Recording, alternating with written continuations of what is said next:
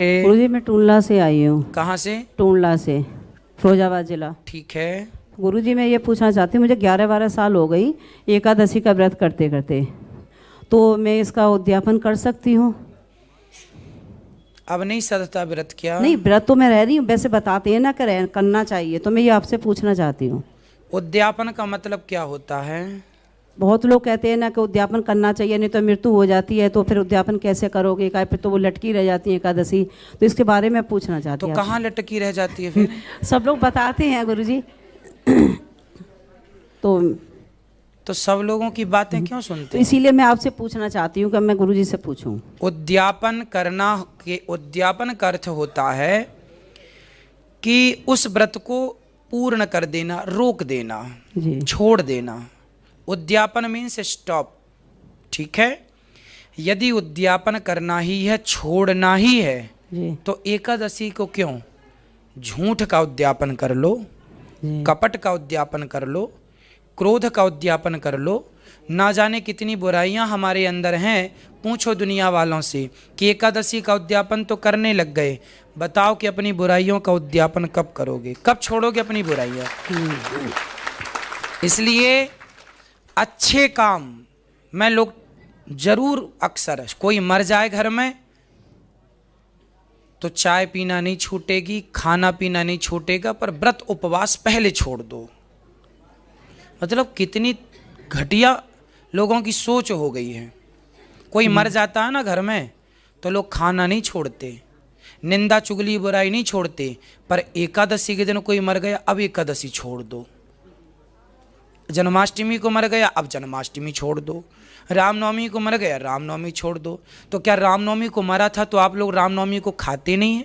नहीं गुरुजी, व्रत तो हम लोग रहते हैं, पर पूजा नहीं करते। चाय सारी पूजा करनी, पूजा क्यों छोड़ दी? सवाल हमारा आपसे। नहीं ये कहते हैं ना सूतक लग जाते तो पूजा नहीं करनी चाहिए। सूतक 13 दिन तेरही होने के बाद, अच्छा, तेरही होने के बाद कर सकते हैं सब चीजें। पर कुछ लोग ना 10 साल पहले एकादशी को कोई मर गया था तो अभी तक एकादशी नहीं कर रहे हैं, ऐसा भी लोग आप देखे होंगे। तो वो सब चीजें अंध चीजें, इसी को अंधश्रद्धा, अंधविश्वास, यही है सनातन संस्कृति का बिना लॉजिक का काम करते हैं आप लोग। जबकि हमारे सदग्रंथों में ये बातें कहीं नहीं लिखी। हमारे यहाँ तो श्रद्धा को महत्व दिया है, और भगवान की भक्ति तो कभी नहीं छोड़ना। कोई मरे कोई जिए, ये तो परमात्मा की खेती है। उद्यापन एकादशी का नहीं, झूठ कपट का। जिस दिन मरें उस दिन भी एकादशी करके ही मरें। और एकादशी कहीं लटकी नहीं रहती। ये लोगों की जो झूठी बातें हैं, ये निकाल दो अपना कचरा दिमाग से। इसीलिए तो मैंने आपसे पूछने के लिए खड़ी हुई। ठीक है, जो आपसे कहे उससे कहना कि करने दो हमें एकादशी, तुम्हारे घर आ रहे हैं फलाहार करने। गुरुजी एक सवाल और है। बोलो। गुरुजी आप जैसे बच्चे सब हो जाए तो ये माता कैसे यहाँ पे आई थी? हाँ? जो जैसे आप जैसे बच्चे हो, तो जैसे ये सब बच्चे ऐसे हो जाए, माता क्यों भटकती फिरे? सब बच्चे हो जाएं तो बहुत अच्छी है, अच्छी बात है। गुरुजी आप पहले से ये संस्कार होते आपके, आप आते तो ये मतलब ये माता ऐसे नहीं भटकती। आज मैंने रोते हुए माँ को बहुत देखा, बहुत मैं भी उनके साथ में रोई गए। जी जी जी। मुझे बहुत दुख लगा। मैंने बच्चे कैसे हैं जो अपनी माँ को नहीं रख रहे हैं, तो ये कैसे ऐसे संसार चलेगा? देख लीजिए अब संसार का ये हाल है।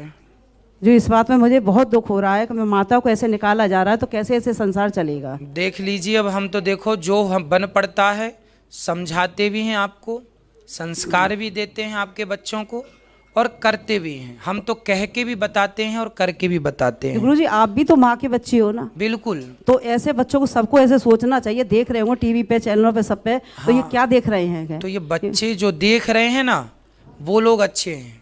जो कथा सुन रहे हैं वो अपनी माँ को नहीं निकाल रहे हैं। जो कथा से दूर हैं, अभी कोसों दूर हैं, वही ऐसे उत्पात मचा रहे हैं।